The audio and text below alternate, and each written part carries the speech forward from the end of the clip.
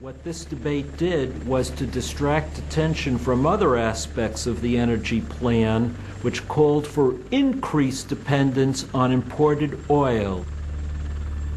Essentially, the report calls on the Persian Gulf producers to double their output over the next 25 years, and calls on the U.S. government to take the necessary steps to make sure that this will occur. And at the very same time that the Cheney Commission drew this conclusion, the Department of Defense was conducting a review of American military policy headed by Secretary of Defense Donald Rumsfeld. That study, going on simultaneously, concluded that the United States had to beef up its capacity for what's called power projection, an ability to project military power into the rest of the world. And they focus on exactly the same areas of the world that the Cheney report talks about. So there was a meshing of the energy requirements of the Cheney plan and the defense thinking of Donald Rumsfeld. And this leads to what I call the strategy of maximum extraction. The strategy of maximum extraction requires that there be governments in place in the Persian Gulf countries that will ensure that their countries are pumping oil to supply American needs over the next 25 years. Well, Saudi Arabia made it clear, and has made it clear publicly, that they will not use oil as a weapon. Now, you have such regimes in Saudi Arabia, Kuwait, Qatar, and the United Arab Emirates. Two countries do not have such regimes: Iraq, up until 2003, and Iran today. From Washington's point of view, these are spoiler countries. There are places that have oil that are using oil as a weapon, or using oil as a carrot for certain policies, and that's troubling. They're standing in the way of the strategy of maximum extraction. And so for the strategy to succeed, ultimately you're going to be thinking about replacing those governments with governments that are more inclined to meet Washington's objectives. Regime change is welcome in whatever form that it takes. So the answer is yes. Thank you. Regime change is welcome in whatever form it takes. Saddam Hussein was standing in the way of the strategy of maximum extraction. And as we have seen, that has always set off alarm bells in Washington. Should all his ambitions be realized, the implications would be enormous for the Middle East, for the United States, and for the peace of the world.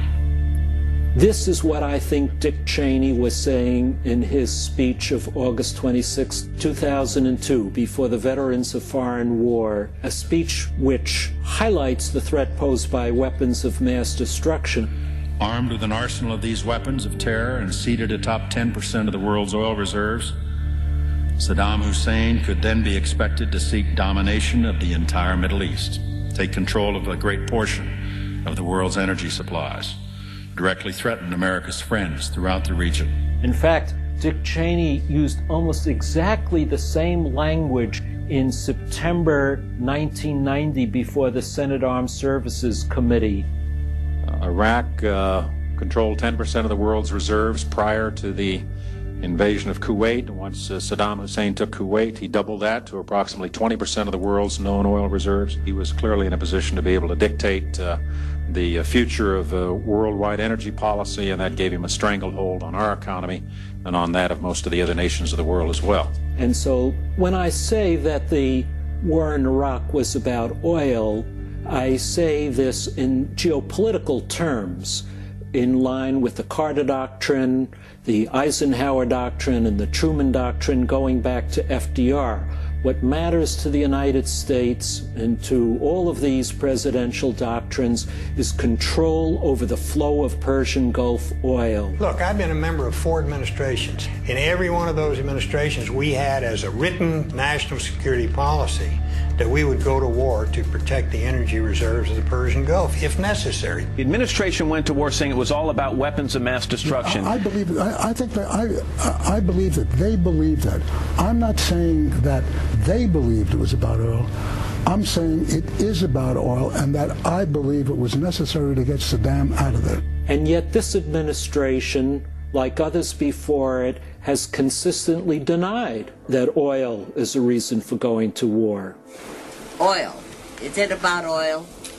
Helen, as I've told you many times, if this had anything to do with oil, the position of the United States would be to lift the sanctions so the oil could flow.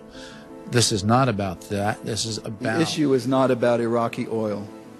If the United States had wanted access to Iraqi oil, we could have dropped our whole policy 12 years ago. There's been a lot of speculation in the world, and I suppose it's understandable, suggesting that the interest of the United States and the coalition countries that are concerned about Iraq relates to oil. It does not relate to oil. I mean, it just plain doesn't. Our whole foreign policy and military policy establishment has been governed for 50 years by our commitment to defend the Middle Eastern oil states like Saudi Arabia and Kuwait and the United Arab Emirates. So much of our foreign policy has been tied up in this, and we have a vast military establishment that is totally committed to the protection of these regimes. We're told to secure the southern Romalia oil fields up to the canal. We just pulled out here yesterday just to come out and help protect the oil line. In a tank? In a tank. Our military policy and our energy policy have become intertwined. They've become one and the same. And this, I think, is immoral and unpatriotic. The American people truly believe that the use of military force can only be for a higher purpose. Polling shows 4 different polls just over the last 2 or 3 days. 2/3 of Americans support the idea of moving into Iraq militarily. Why? Keeping weapons of mass destruction out of the hands of terrorism and humanitarianly removing Iraqis from the dictatorial rule of Saddam Hussein. Those top 2 are the ones Americans say are the most legitimate reasons for going to war. I think that Americans have demonstrated again and again that it is unconscionable to sacrifice the lives of American soldiers for oil. Oil? Protecting oil supplies, discouraging attacks in the U.S., keeping the price of oil lower in America. These are reasons that Americans say would not be legitimate. In our country, war is a very serious business. We're a democracy, and we take war very seriously. We believe that war is something that should be a matter of extreme duress if the country comes under attack, or in extreme cases of genocide or egregious human rights. High principle is at stake, not economic interests. We will never be free from the dangers of endless wars in the Middle East until we disassemble this large military apparatus that has been created for the protection of Middle Eastern oil. In fact, the trend over the past 10 or 15 years has been in the opposite direction. We are spreading the Carter Doctrine from the Persian Gulf area to the Caspian Sea and now to Africa. And this is clearly reflected in the creation of the African Command. Africa Command will enhance our efforts to bring peace and security to the people of Africa and to promote our common goals of development, health, education, democracy, and economic growth in Africa.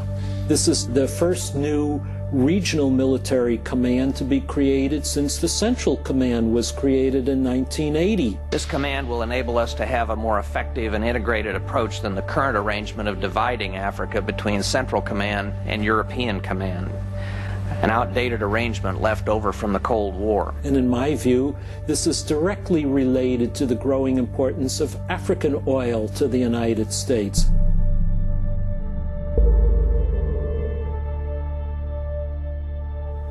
And I fear in the future this could lead to the same kind of dangers that we face now in the Persian Gulf and Africa. And what makes this so much more dangerous is that we're not the only great power that is militarizing our foreign energy policy. China is following along the same path as we are. China's economy is growing